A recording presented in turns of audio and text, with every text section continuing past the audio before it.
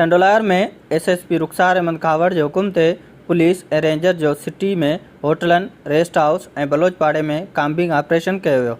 उन मौके ते DSP city Syed Irfan Shah, DSP headquarter Ghulam Akbar समूह सिंध टीवी न्यूज़ सां ॻाल्हाईंदे चयो त असां रेंजर सां गॾु कोमिंग ऑपरेशन ऐं फ्लैग मार्च सुभाणे फ्लैग मार्च आहे। एसएसपी रुखसार अहमद कावड़ साहब ऐं असांजे डीआईजी आईजी साहब जे हिदायतुनि ते असां कयो आहे गॾिजी।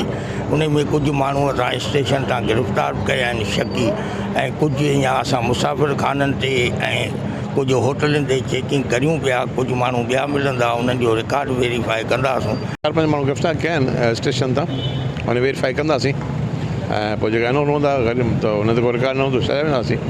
बाक़ी शकी आहे रिकॉर्ड आहे त हुन ते तफ़सील कार्रवाई कई वेंदी। रेंजर्स ऐं पुलिस पारां चंबड़ नाको, डिस्को होटल, टंडो आदम नाको, किरिया शाख ऐं ॿियनि इलाइक़नि में सर्च ऑपरेशन कयो वियो।